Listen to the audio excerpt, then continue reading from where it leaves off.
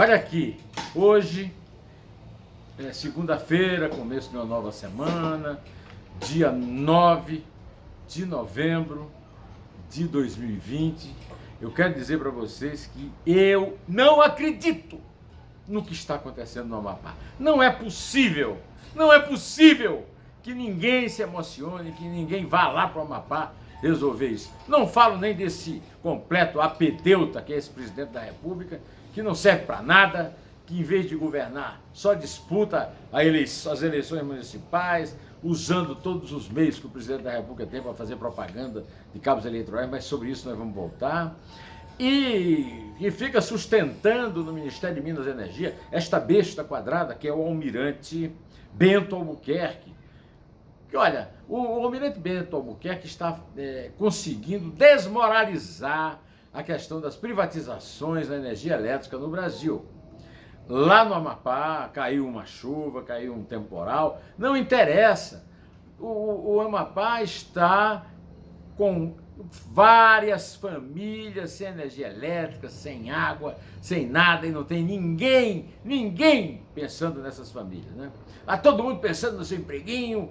O presidente, o diretor-geral da Agência Nacional de Energia Elétrica, ANEEL, o André Pepitone também. E, enquanto isso, o Centrão, como se fosse assim um bando de abutres, vai lá em cima do Ministério de Minas e Energia, que sempre foi ali uma coisa controlada pelo MDB, principalmente lá no norte.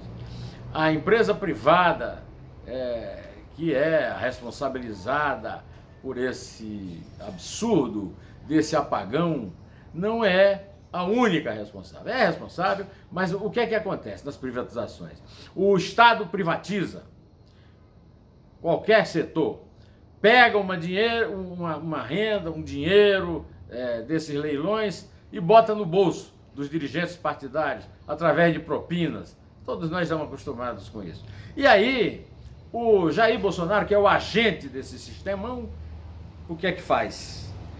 Não permite, não nomeia os diretores de agências, imobiliza as agências, mesmo que elas quisessem trabalhar. Não querem, porque estão sob o controle também dos grupos políticos, do que eu chamo de ditadura dos partidos. O que acontece no Amapá, a tragédia da população do Amapá, e ainda se completa com um presidente do Congresso Nacional, o senhor Davi Alcolumbre, que está pretendendo eleger o irmão, o prefeito de Macapá, e está pretendendo se reeleger presidente do Senado. Já foi eleito numa eleição fraudulenta, com 81 eleitores e 82 votos, que nunca foi investigada, porque ele, em sociedade com o vizinho maranhense Roberto Rocha, do PSDB, jogaram no lixo quaisquer provas e arquivaram aquela fraude absurda, que ninguém nem prestou atenção, porque foi derrotando o Renan Calheiros. Mas está aí, o Estado também do Romero Jucá, que era sócio do Renan, do quadrilhão, do MDB, etc, etc. E o Centrão está lá de olho, que é a cabeça do almirante incapaz, para colocar alguém ali para ajudar a arrecadar fundos para os partidos do chamado Centrão, né? Pois bem, hoje também tem uma notícia que segue adiante na investigação sobre a extorsão feita pelo Fabrício Queiroz, provavelmente, muito possivelmente, com ordem de chefia, pode ser o pai ou o filho, o primogênito Flávio, senador hoje, que era deputado estadual na LERJ, ou o próprio pai, o presidente da República, né? O certo é que o UOL mostrou que Fabrício Queiroz pagou com dinheiro de Caixa 2 pelo menos 4 cabos eleitorais na campanha de Flávio Bolsonaro ao Senado em 2018. Os pagamentos constam da quebra de sigilo bancário de Queiroz, determinada pela Justiça do Rio de Janeiro, no âmbito da investigação do caso da extorsão, do peculato, e foi obtida pelo UOL. A reportagem confirmou com exclusividade que essas pessoas trabalharam para a campanha de Flávio Bolsonaro por meio de entrevistas gravadas, textos e vídeos publicados em redes sociais.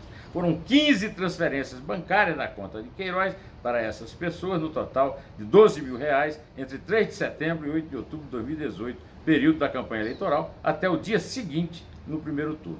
Nenhum dos pagamentos foi declarado à Justiça Eleitoral, e eu quero repetir aqui o que eu já disse 2 ou 3 vezes antes, diariamente. justiça eleitoral no Brasil é uma farsa. Apontar isso como uma vantagem nossa sobre os americanos que não têm justiça eleitoral é obra da burrice da nossa direita burra, mesmo burra, idiota. Nenhum dos pagamentos foi declarado à Justiça Eleitoral, nem entre as receitas, na forma de doação de Queiroz para a campanha, nem entre os gastos, o que configura a Caixa 2, de acordo com a legislação eleitoral e especialista. Escuta aí, e esse povo não vai ser... Isso é caso de cassação de mandato. Aliás, por falar em cassação de mandato, o deputado Alexandre Frota, que eu entrevistei faz 2 semanas, mandou para o ministro Luiz Roberto Barroso, que é o presidente do Tribunal Superior Eleitoral, uma pergunta, um pedido de informação. Bolsonaro pode fazer propaganda para prefeito e vereador? O Bolsonaro está acima da lei eleitoral brasileira, está acima do Tribunal Superior Eleitoral, tá? Vamos ver se o Barroso responde ao Frota. Bom, eu também tenho uma notícia boa para dar, né? Nem só de miséria nós vivemos. A vacina, vou ler aqui a notícia.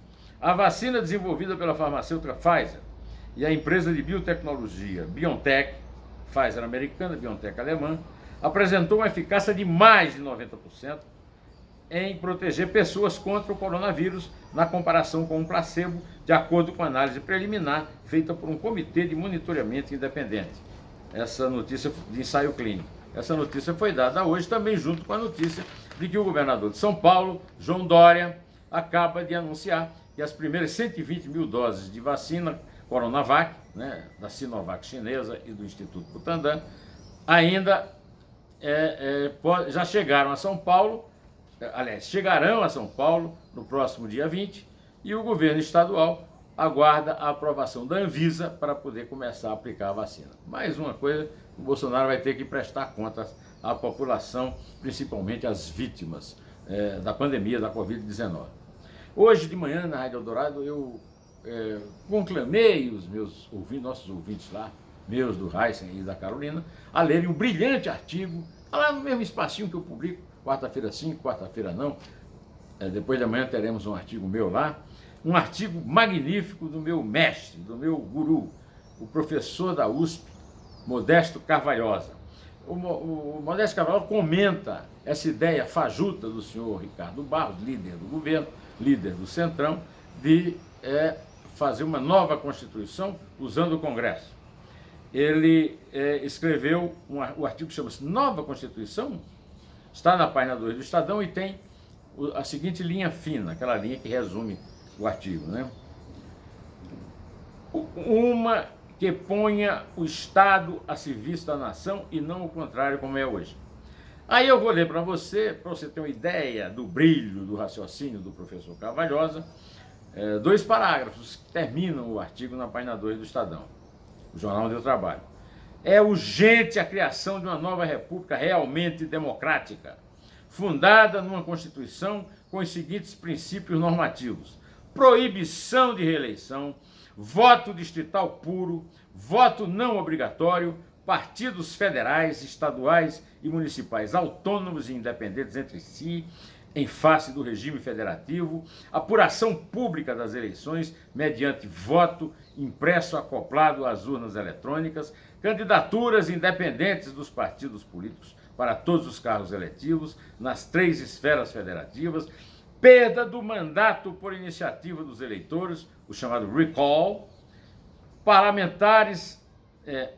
eliminação do fundo partidário, do fundo eleitoral e das emendas parlamentares ao orçamento, reformas constitucionais mediante plebiscito, vedação aos eleitos para o Poder Legislativo exercer qualquer cargo no Poder Executivo, eliminação dos cargos em comissão, regime de estabilidade e registro restrito à magistratura, Ministério Público, oficiais das Forças Armadas e delegados das polícias judiciárias, regime previdenciário único para os setores público e privado, regime trabalhista único, CLT para setores público e privado, não prevalência do direito adquirido para os setores público e privado no direito público, eliminação de adicionais e verbas indenizatórias dos servidores, seguro de obra pública, a chamada performance bond dos americanos, que eu vivo pregando aqui, citando o professor Carvalhosa, trânsito em julgado mediante decisão de 2º grau, fim do foro privilegiado, transformação do STF em Corte Constitucional, com ministros com mandatos de 8 anos, nomeados pelo regime de antiguidade dos magistrados das Cortes Superiores, o mesmo sistema para o Procurador-Geral da República e para os Tribunais de Contas, todos os recursos do orçamento discricionários e contingenciáveis, não podendo a folha de pagamento dos servidores exceder 25% do orçamento, fim da exploração econômica pelo Estado, dever do Estado e da sociedade de defesa e preservação do meio ambiente. E, por fim, o último parágrafo, do professor Modesto Carvalho. Essas e outras dezenas de normas estruturais são necessárias em qualquer Constituição que pretenda pôr o Estado a serviço da nação e não o contrário, como é hoje, sob o regime de 1988. Eu quero lembrar que eu tratei desse assunto na minha entrevista há 3 semanas, né, com a escritora Nélida Pion, que citou o que ela chama de maldição de Brasília, dos sátrapas, dos políticos que são tratados como nababos. Pois é, ela falou nisso e eu disse que uma das promessas mais caras que o Bolsonaro fez na campanha, mais Brasil e menos Brasília, também foi traída por ele, porque tudo que o governo dele está fazendo é aumentar o poder de Brasília e diminuir o poder do Brasil.